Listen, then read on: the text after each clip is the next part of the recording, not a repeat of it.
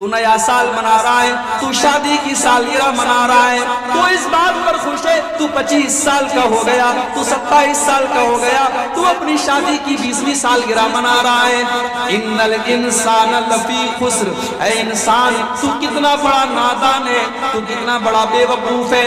جیسے جیسے تیری زندگی گزرتی چلی جا رہی ہے تو اپنی موت سے قریب ہوتا چلا جا رہا ہے، تیرا کیپٹل ختم ہوتا چلا جا رہا ہے۔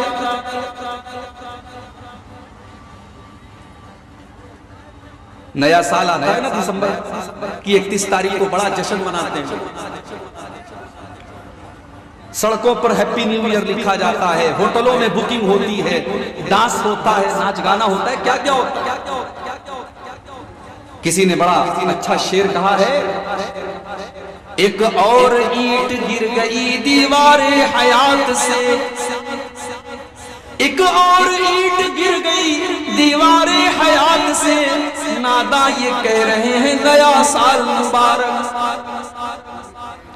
نیا سال کے کانا ہم یہ سمجھتے ہیں کہ ہم تو بہت خوش ہیں کہ 2023 آنے والا ہے، 22 ختم ہو جائے گا، لیکن انسان یہ نہیں سوچتا ہے کہ اس کی زندگی کی دیوار میں سے ایک اینٹ اور گر گئی، اس کی عمر اور کم ہو گئی، وہ اپنے مالک کے اور قریب ہو گیا۔ ایک اسکول میں بچہ پڑھتا ہے، مدرسے میں بچہ پڑھتا ہے، سال بھر وہ محنت کرے یا نہ کرے، لیکن جب ایگزام کا ٹائم آتا ہے تو بڑے سے بڑے گدھے قسم کی اور گھامڑ قسم کے بچے بھی جو ہوتے ہیں وہ محنت کرتے ہیں، کیونکہ ان کو یہ ڈر ہوتا ہے کہ اگر میں نے محنت نہیں کی اور میں نے ایگزام میں امتحان میں میں پاس نہیں ہوا تو میرا سال برباد ہو جائے گا۔ میرے پیارے ساتھیو، تم دنیا کے امتحان میں اگر محنت نہیں کرو گے تمہارا سال برباد ہو جائے گا، تمہاری پڑھائی برباد ہوگی، اس لیے تم امتحان کے آنے کے بعد پہلے محنت کرتے ہو۔ غور کرو کہ ایک امتحان ایسا بھی ہے جو ہم سب کو دینا ہے، اور وہ امتحان کب دینا ہے؟ وہ قبر میں جا کر کے دینا ہے، وہ اللہ تعالیٰ کے یہاں جا کر کے دینا ہے، اور وہ امتحان کب ہوگا کسی کو نہیں معلوم، اس لیے کہ موت کا فرشتہ تو کبھی بھی آ سکتا ہے۔ انسان کتنا بڑا نادان ہے، وہ دنیا کے امتحان کے لیے تو محنت کرنے کو تیار ہے، جبکہ اس میں صرف اس کا سال برباد ہوگا، اس کی پڑھائی برباد ہوگی۔ یہ تو ایک ایسا امتحان ہے، اگر اس امتحان میں ہم ناکام ہو گئے، ہم فیل ہو گئے تو ہماری دنیا بھی برباد ہو جائے گی اور آخرت بھی برباد ہو جائے گی۔ اسی لیے اللہ نے قرآن کے 17ویں پارے کی پہلی آیت میں فرمایا، اقترب للناس حسابهم وهم في غفلة معرضون۔ او لوگو، تمہارے حساب کا ٹائم قریب آ چکا ہے، تمہارے امتحان کا ٹائم قریب آ چکا ہے، لیکن پھر بھی تم غافل پڑے ہوئے ہو، پھر بھی تمہیں کوئی چنتا نہیں، کوئی فکر نہیں، کوئی ٹینشن نہیں۔ دنیا میں جو سخت قسم کا ٹیچر ہوتا ہے وہ بچوں کو امتحان کے بارے میں کچھ نہیں بتاتا، بچے پریشان ہوتے ہیں کہ صاحب ہمیں تو پوری کتاب پڑھنا ہے، ٹیچر نے کچھ بتایا نہیں کہ ایگزام میں کیا پوچھا ہے۔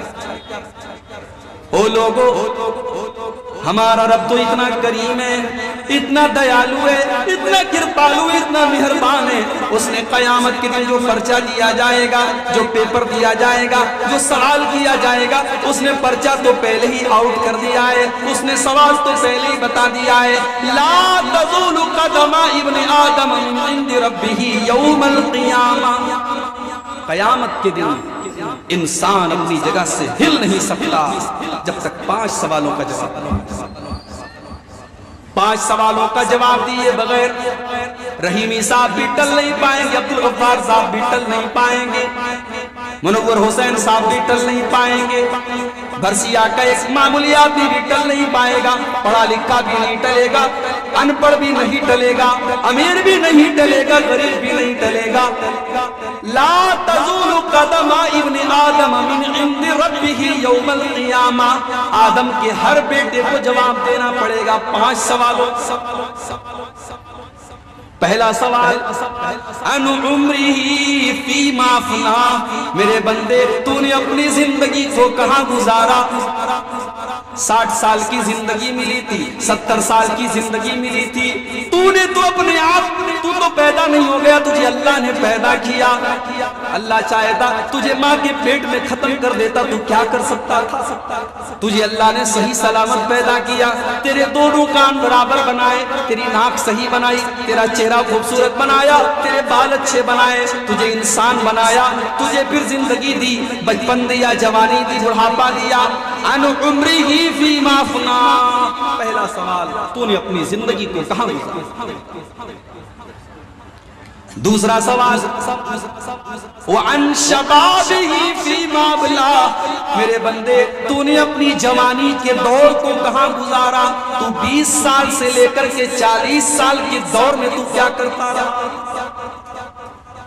شراب پیتا رہا، زنا کرتا رہا، کالی پوجا کے ڈانس میں جا کر کے ڈانس دیکھتا رہا، کیا کرتا رہا تو؟ پوچھے گا اللہ، بتا تو نے اپنی جوانی کو کہاں گزارا؟ وعن شبابہ فیما ابلا، تو نے اپنی جوانی کو کہاں گزارا؟ بڑے پکے اہل حدیث ہیں، کیا مجال کے نماز میں سینے پر ہاتھ نہ باندھے، کیا مجال کی آمین کی آواز تھوڑی آہستہ سے آ جائے، کیا مجال کی نماز کی کوئی سنت چھوٹ جائے؟ او لوگو، تم نے اہل حدیث کا مطلب ہی نہیں سمجھا۔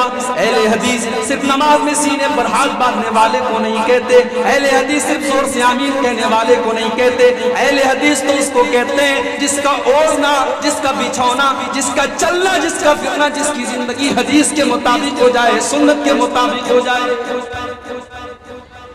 آج شراب کے اڈوں پر تم نظر آ رہے ہو اور اپنے آپ کو اہل حدیث کہتے ہو، شرم آنی چاہیے۔ تم نے اپنی جوانی کو کہاں گزارا؟ وعن شبابہ فیما ابلا، تو اپنی جوانی کا حساب دے میرے بندے، تو نے اپنی جوانی کو کہاں گزارا؟ اتنا بڑا علاقہ ہے، ذرا گھر گھر جا کر کے سروے کر لو، ہر گھر سے سروے کر لو۔ میں بچوں کی بات نہیں کر رہا، میں بڑوں کی بات کر رہا ہوں، ہر گھر سے سروے کر لو۔ 18 سال کے 5 نوجوان لڑکے گھر میں موجود ہیں، بڑے اچھے اچھے نام دیے ان کے، عبداللہ، عبدالرحمن، بڑے اچھے اچھے اسلامی نام ہیں۔ گھروں میں جا کر کے سروے کرو، پوچھو بھائیو کیا تم مسجد میں نماز پڑھنے آتے ہو؟ نہیں صاحب، تھوڑی کوتاہی ہے، جمعہ تو آتے ہیں، 5 ٹائم میں نہیں آتے ہیں۔ واہ واہ بھائی، میرے بھائی، تم تو نبی کے عاشق ہو، تم تو نبی کے چاہنے والے ہو، تم تو نبی سے پیار کرنے والے ہو۔ ارے تم کیسے نبی کے چاہنے والے ہو؟ تم نبی کے لیے جان دینے کی بات کرتے ہو، تم 5 ٹائم نماز میں حاضر ہونے کے لیے تیار نہیں ہو۔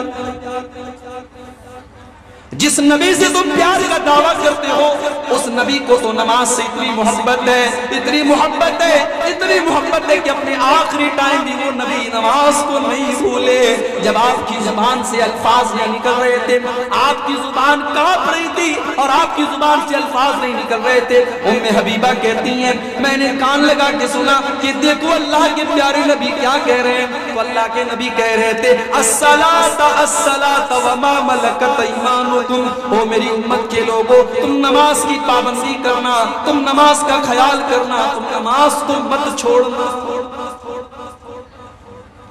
کسی حال میں معاف۔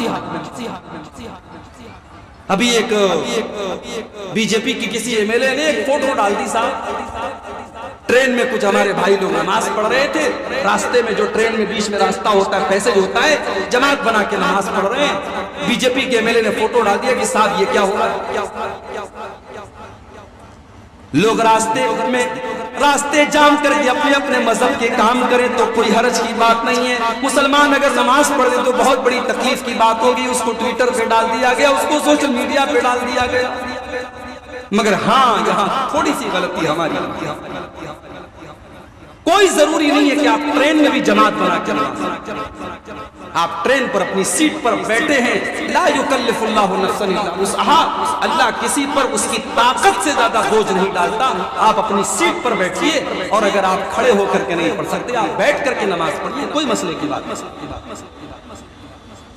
اب وہاں راستے میں پیسج میں آپ جماعت بنا کے نماز پڑھیں گے تو ظاہر ہے اسلام تو وہ دین ہے جو راستے میں کسی کو تکلیف دینے کی اجازت نہیں دیتا.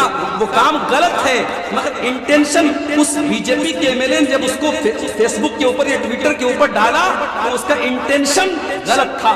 اس انٹینشن پر میں تنقید کر رہا ہوں لیکن وہاں تھوڑی سی غلطی ہماری بھی تھی. ہمیں اور آپ کو نماز تو بہرحال ٹرین میں ہو اور ہم سفر میں ہو تب بھی ہم کو.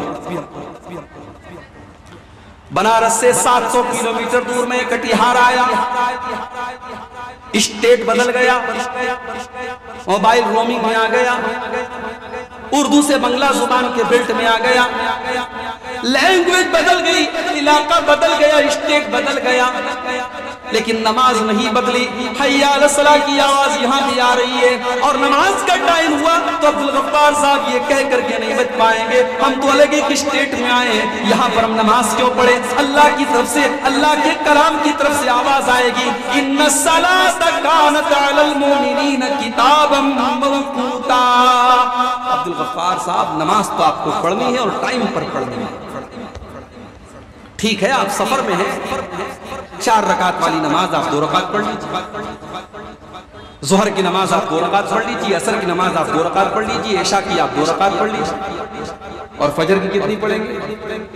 1 رکعت. بولو بھائی, مولوی صاحب ہم کو پتہ نہیں. انڈیا پاکستان کے میچ میں وراٹ کوہلی نے کتنے رن بنائے یہ برابر نہیں. نماز کے مسئلے نہیں معلوم. سفر میں آپ کو مغرب کی نماز کتنی پڑھنی ہے؟ 3 رکعت ہوتی ہے بھائی, اس میں تو 1.5 رکعت نہیں پڑھ سکتے, پڑھیں گے 1.5 رکعت. مغرب کو 3 ہی پڑھنی ہے, فجر کی 2 ہی پڑھنی ہے. آج ہمارے نوجوان میرے بھائیوں نماز سے کتنے دور. یہ نماز کسی حال میں معاف نہیں ہے. شیخ ابن عباس سے پوچھا گیا کوئی مسلمان اگر دشمنوں کی قید میں چلا جائے, اس کو کھمبے سے باندھ دیا جائے, وہ تو ہل بھی نہیں سکتا, وہ تو رکوع بھی نہیں کر سکتا, وہ تو سجدہ بھی نہیں کر سکتا, وہ پیشاب کر دے تو دھل نہیں سکتا, وہ پاخانہ کر دے تو دھل نہیں سکتا, وہ وضو نہیں بنا سکتا, وہ تیمم نہیں کر سکتا. شیخ صاحب وہ انسان نماز کیسے پڑھے گا؟ شیخ ابن باز نے جواب دیا جب نماز کا ٹائم ہو جائے گا وہ اسی حال میں, اس کے دونوں ہاتھ اور پیر بدے ہوئے, وہ اسی حال میں اپنی آنکھوں کے اشارے سے تسبیح کرے گا, اپنی آنکھوں کے اشارے سے دعائیں پڑھے گا, وہ اپنی آنکھوں کے اشارے سے پوری نماز پڑھے گا. اس لیے کہ اللہ نے قرآن میں فرمایا فاتقوا اللہ ما استطعتم, اللہ سے ڈرو جتنی تمہارے اندر طاقت ہے. وہ بیچارہ وضو نہیں کر سکتا, وہ تیمم نہیں کر سکتا, وہ رکوع نہیں کر سکتا, وہ سجدہ نہیں کر سکتا, وہ جس حال میں اسی حال میں نماز پڑھے گا. معاف نہیں ہے یہ, ہمارے اوپر معاف ہے. ہماری دکان ہے مارکیٹ میں, بغل میں مسجد ہے, اذان کی آواز آ رہی ہے, ہم دکان چھوڑ کر کے نماز پڑھنے کے لیے تیار ہیں. میرے پیارے ساتھیوں اپنی دکان سے کہہ دو, اپنے کام سے کہہ دو کہ نماز کا ٹائم ہے, نماز سے مت ہو کہ میری دکان کا ٹائم ہے. رجال لا تلہیہم تجارت ولا بیع عن ذکر اللہ. اللہ کے نیک بندے, اللہ کے مومن بندے نماز کی وجہ سے, اپنے کام کی وجہ سے کبھی نماز کو نہیں چھوڑتے, وہ نماز کی وجہ سے اپنے کام کو چھوڑ دیتے ہیں. اللہ کے پیارے نبی کبھی بددعا نہیں کرتے, آپ نے دشمنوں کے لیے بھی بددعا نہیں کی, مگر جب آپ کی زندگی میں ایک مرتبہ ایسا ہوا کہ آپ کی عصر کی نماز قضا ہو. جنگ خندق کا موقع تھا, دشمنوں سے لڑائی چل رہی تھی, عصر کا ٹائم ہو گیا, لڑائی کنٹینیو ہوئے, لڑائی چل رہی ہے. مغرب کا ٹائم ہو گیا, سورج غروب ہو گیا اور اللہ کے پیارے نبی کی عصر کی نماز قضا ہو گئی. آپ نے بددعا دیتے ہوئے فرمایا ملأ اللہ بیوتہم وقبورہم نارا شغلونا عن الصلاة الوسطی. اللہ تعالیٰ ان کے گھروں کو جہنم کی آگ سے بھر دے, ان کی وجہ سے ہماری عصر کی نماز قضا ہو گئی. اتنی محبت تھی اللہ کے نبی. सोमवार के दिन आपका इंतकाल हुआ, आखिरी नमाज आपने फजर की देखी, फजर की नमाज का टाइम है, अबू बकर सिद्दीक नमाज पढ़ा रहे हैं, सहाबा पीछे नमाज पढ़ रहे हैं। अल्लाह के प्यारे नबी की तबीयत कुछ बेहतर महसूस हुई, आप खड़े हुए, हुजरे आयशा का पर्दा हटाया, सामने सफे लगी हुई है, सहाबा नमाज पढ़ रहे हैं। नबी अकरम ने अपने सहाबा को नमाज पढ़ते हुए देखा, आपके चेहरे पर मुस्कुराहट आ गई, आप हंसने लगे, मुस्कुराने लगे, आपके दिल को सुकून पहुंचा। मेरी उम्मत मेरे बाद भी नमाज पढ़ेगी, मेरी उम्मत के लोग मेरे बाद भी नमाज को कायम रखेंगे, मेरे मिशन को कायम रखेंगे, मेरे काम को जारी रखेंगे, नमाज बंद नहीं होगी। आपके चेहरे पर मुस्कुराहट है। सहाबे किराम नमाज पढ़ रहे हैं। अच्छा, जिसको जिससे मोहब्बत होती है ना, उसकी मौजूदगी का एहसास होता है। सहाबा ने नमाज की हालत में महसूस कर लिया कि अल्लाह के नबी अपने हुजरे के दरवाजे तक आए। सहाबा कहते हैं कि हमें डर महसूस हुआ कि कहीं हमारी नमाज ना खराब हो जाए। अबू बकर सिद्दीक को भी महसूस हो गया, वो पीछे हटने लगे। अल्लाह के प्यारे नबी ने इशारा किया कि नमाज को कंटिन्यू रखो, और आपने दोबारा पर्दा गिरा दिया।